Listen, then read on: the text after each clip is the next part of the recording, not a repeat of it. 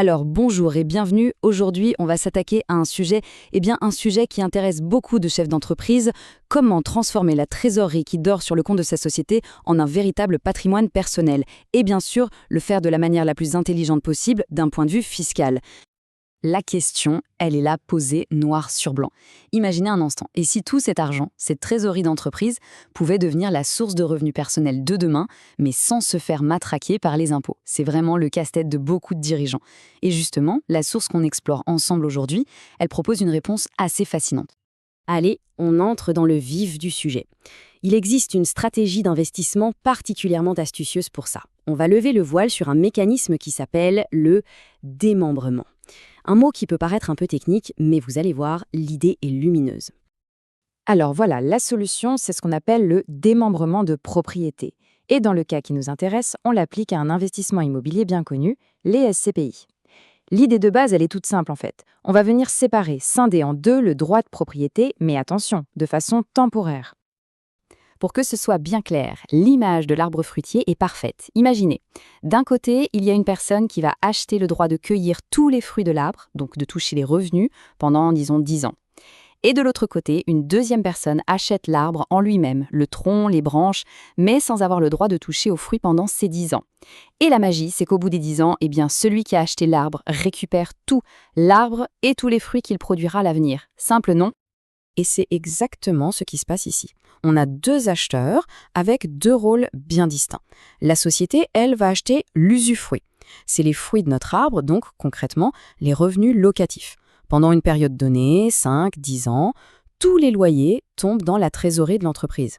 Et à côté, le dirigeant, à titre personnel cette fois, achète ce qu'on appelle la nue propriété. C'est l'arbre, il possède les murs, l'actif, mais il ne touche pas un centime de loyer pendant toute cette période. Bon, la théorie, c'est une chose. Mais pour vraiment comprendre la puissance du mécanisme, rien de tel qu'un exemple pratique. Mettons des chiffres là-dessus. Ok, partons sur une base de 100 000 euros. C'est la valeur totale de l'investissement en part de SCPI qu'on veut réaliser. C'est notre gâteau. Maintenant, on va voir comment on le découpe intelligemment. Alors, pour un montage sur 10 ans, voilà comment ça se passe. La valeur est éclatée. La nue propriété, donc l'actif que le dirigeant achète à titre perso, est évalué à 70% du total, soit 70 000 euros. Et l'usufruit, les revenus pour l'entreprise, correspond aux 30% restants, donc 30 000 euros.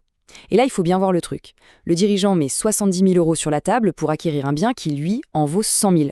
C'est une décote immédiate de 30%. C'est là que réside une grande partie de l'intérêt. Le déroulé de l'opération est super simple, en 4 étapes. D'abord, hop, l'achat. L'entreprise et le particulier achètent leur part en même temps. Ensuite, c'est la phase de revenus. Pendant 10 ans, l'entreprise encaisse tranquillement tous les loyers. Pendant ce temps-là, le particulier, lui, est en phase d'attente. Il possède l'actif, mais 0 revenu et donc 0 impôt dessus. Et la dernière étape, c'est la meilleure. Au bout des 10 ans, sans rien faire, sans paperasse, sans frais, paf, la pleine propriété se reconstitue automatiquement sur sa tête. Il devient propriétaire à 100%. Ce tableau, il résume tout parfaitement. D'un côté, la société met 30 000 euros, et en retour, elle a un flux de revenus régulier pendant 10 ans. De l'autre, le dirigeant met 70 000 euros, il patiente 10 ans sans toucher de revenus ni payer d'impôts, et à la fin, il se retrouve avec un actif de 100 000 euros entre les mains qui va lui générer des revenus pour le reste de sa vie.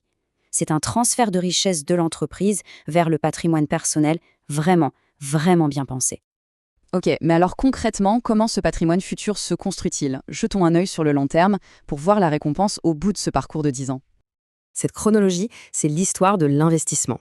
Année 0, on fait l'achat scindé. Pendant 10 ans, l'entreprise perçoit les loyers, ce qui fait travailler sa trésorerie. Et puis, le jour J, à la fin de la période, c'est le grand moment. Le dirigeant devient pleinement propriétaire de l'actif de 100 000 euros. Et à partir de là, pour le futur, c'est une nouvelle source de revenus qui s'ouvre pour lui à titre personnel. C'est juste parfait pour préparer l'avenir, la retraite par exemple. Si on devait résumer les avantages clés, il y en a 3 principaux. D'abord, on acquiert un bien immobilier avec une super décote, on l'a vu. Ensuite, c'est une optimisation fiscale au carré pour la société qui va pouvoir amortir son investissement et pour le dirigeant qui est tranquille côté impôt pendant 10 ans. Et enfin, et c'est le but du jeu, c'est une stratégie de transfert de richesse de la société vers le privé qui est juste redoutablement efficace. La question qu'on peut se poser maintenant, c'est est-ce que c'est fait pour tout le monde? Pour qui est-ce que ce montage est vraiment le plus pertinent? La source qu'on analyse est très claire là-dessus. Alors, cette stratégie, elle est particulièrement bien adaptée pour les dirigeants qui ont de la trésorerie qui dort sur le compte de leur boîte. C'est le cas numéro 1. C'est aussi parfait pour les personnes qui veulent préparer l'avenir et qui n'ont pas besoin de ces revenus tout de suite, mais plutôt plus tard, à la retraite par exemple. Et bien sûr pour les entreprises qui cherchent un placement judicieux pour leur cash afin d'obtenir un flux de revenus constant. Et on termine sur un point d'attention, mais un point crucial qui est souligné dans la source. Attention au choix de la SCPI. Elles ne se valent pas toutes, loin de là. Le succès de toute cette belle mécanique repose en fait entièrement sur la qualité de l'investissement de départ. Choisir la bonne SCPI, c'est la condition sine qua non. Et ça laisse une question en suspens, une question essentielle. Comment être sûr de faire le bon choix pour que ce montage si intelligent tienne vraiment, vraiment toutes ses promesses?